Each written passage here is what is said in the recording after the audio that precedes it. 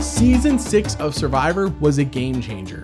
While the previous season Thailand had been kind of a downer with a winner who, frankly, no one really cared for, Survivor needed that boost. They needed a kick to the butt, something to reverse the tides to make up for back-to-back disappointing seasons for the general fan base. So they dived headfirst into a new thematic twist, along with picking a younger cast to be on the show. So how does Survivor the Amazon fare against all of its predecessors? Let's find out. Before we start, I want to thank you all for supporting this channel. If you want to see these videos weeks before they are ever released here on YouTube, then consider supporting this channel on Patreon. On that Patreon, you can vote for whose stories I tell and get an exclusive video every month about the topic of your choosing. Thanks for your support. Number 1, the thematic twist. As I call out your name, I want you to climb down the rope ladder and get in the yellow boat. Christy. When Jeff called the 5th girl, I knew it like instantly. This is an all-woman tribe. Finally, a season with a thematic twist. Survivor the Amazon was the first to have one, and it permeated the entire pre-merge and was perfectly capped off in the finale. Men versus women. It had been teased on Survivor Thailand, but that season wanted to constantly fake out everyone, players and audience, for some reason.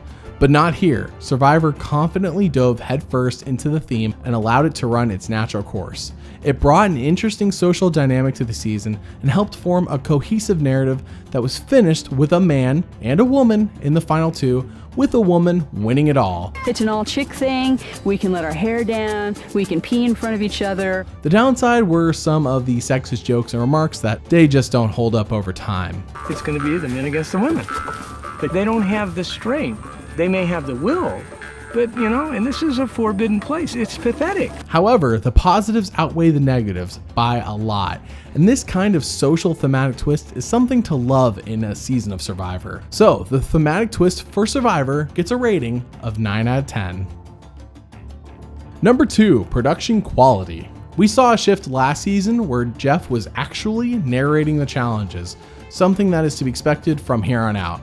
And Survivor did some experimentation. That continues this season, and it works. Jeff was in peak form narrating the challenges, and those challenges were mostly good and worked well on television. And sometimes the editors just had some straight up fun, like in this instance when they made a song with noises from the women's camp life.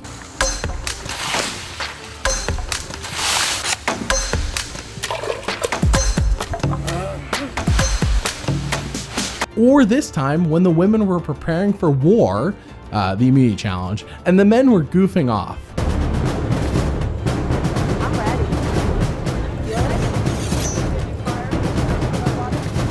Is there any chance that Heidi will notice me at the immunity challenge?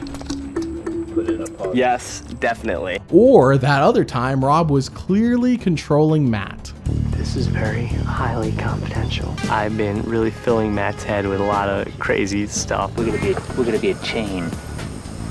What? It made for a fun season for production, and that was felt by those of us watching it as well. Another minor tick against this season is, despite the Amazon being a cool location in theory, it's a cool location on paper, it just didn't really add anything to the season as a whole. Thailand was beautiful. The Marquesas had that amazing ocean view behind Tribal, and of course Africa had all those dangerous animals around, constantly making the castaways, well, just a little bit worried. But the Amazon just feels like a regression from all of that. However, so many good things were happening that this is largely overshadowed. Production gets an 8 out of 10. Number 3, strategic play. Strategy has had an ebb and a flow over the course of this show. Borneo and the Australian outback both innovated, whereas Africa regressed. But then Marquesas took a huge step forward, and then Thailand took a huge step back. The Amazon follows the Marquesas model led largely by Rob Cesternino. Once the tribes swap in episode 5, tribal lines are blurred almost immediately. Alliances came and went, and Rob constantly voted out whoever was an immediate threat to him instead of sticking with what had become so far the age-old adage of stay with your alliance to the bitter end. It doesn't matter if you're only going to end up in 6th place. The men and women merged at 5-5. If this were a past season, then there would have been a 5-5 tie vote at the merge, and that would have been broken somehow, possibly by rocks. And then whoever comes away unscathed would end up making it to the final 5, with one of those 5 winning the game. Boring. That's what was expected in the first 5 seasons of the show. That was never even considered as a possibility of the season, and it helps the Amazon hold up against modern day Survivor.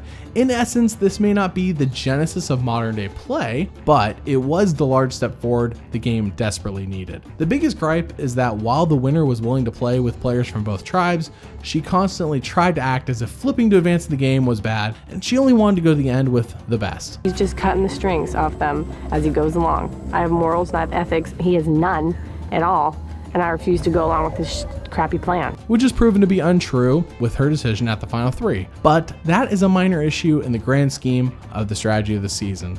Strategic play gets a 9 out of 10. Number 4, the characters. Characters can make or break a season of Survivor, and the order they go out can also affect our perception of that season. While the Amazon did not cast 16 perfect, amazing characters, the great ones they did cast really stood out and made it far in the show. Rob Cesternino, Heidi Strobel, Matthew von Ertfelda, Christy Smith, Dave Johnson, Bangarang, Alex Bell, Shauna Mitchell, Butch Lockley, and of course, Jenna Maraska. It was the younger crowd that dominated this season, which contrasted with the previous season and how most of the older players in that season made it further. These players brought a breath of fresh air and a whole lot of fun. From Rob's Magic 8 Ball. Is our boy Ryan gonna get a little something from young Jenna? Yeah, that's that. Nope. Most likely. To Butch's obsession with firewood. Timbaki? If it rained, we could cover the wood with this. To Jenna and Heidi stripping for peanut butter and chocolate. I take my clothes out for chocolate and peanut butter. Get the girls some chocolate and peanut butter probes. Oh, he produces. Damn. 2 ice cold colas, 1 heaping plate of rich peanut butter. Oh God, why me? Why did you die? I'm not looking. Nope. I got it. To Matt's obsession with his machete.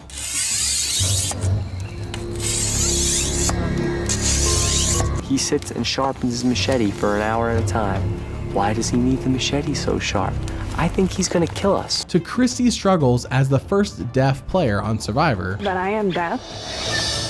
I can't hear. I have a hearing aid in my one ear. Can't hear anything out of this ear. It made for a good mix of fun and seriousness.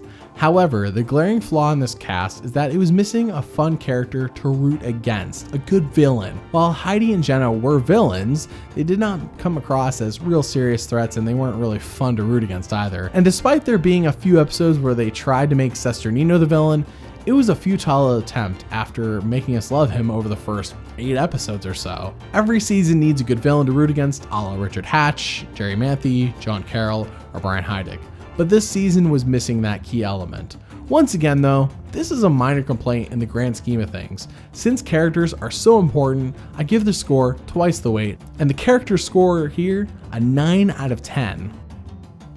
Number 5, the winner. So far it seems like I have heaped almost all praise on this season, but here's the kicker. The winner is unsatisfying. Each winner previously had been likable, or even played an impressive strategic game, or both. Here it feels like neither of those things truly happened. Jenna was negative most of the season. She didn't add a lot of personality, and it seems like everyone only remembers her because she got naked for some food. However, her win feels unearned after doing a watch through, and only upon a deep analysis can you see how she won, how she did it. She does win 3 immunities. She's never considered a threat to Rob, who's the one making a lot of the big decisions, and picks the easier person at the end to beat. She has a pretty good final tribal, but other than that, her game is largely meh. I highly recommend watching her story video to fully understand why, but Jenna is by far the worst winner in both strategy and entertainment of the first 6. The winner gets a 3 out of 10.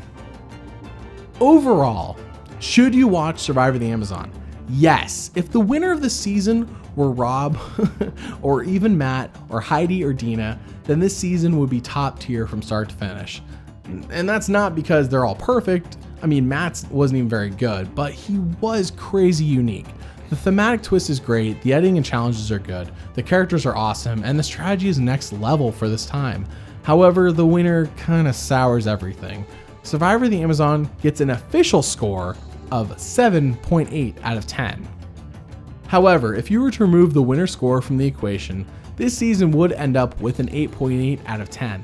And that feels like a more true representation of the season watching it until you reach the final 3. Overall, an excellent season to watch, even if you know the boot order. Tune in next time as we kick off with Survivor Pearl Islands and all the videos that are going to come with that.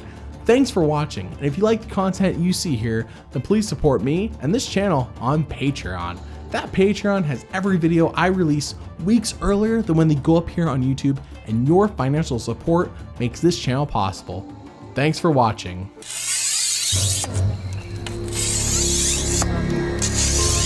He sits and sharpens his machete for an hour at a time. Why does he need the machete so sharp? I think he's gonna kill us.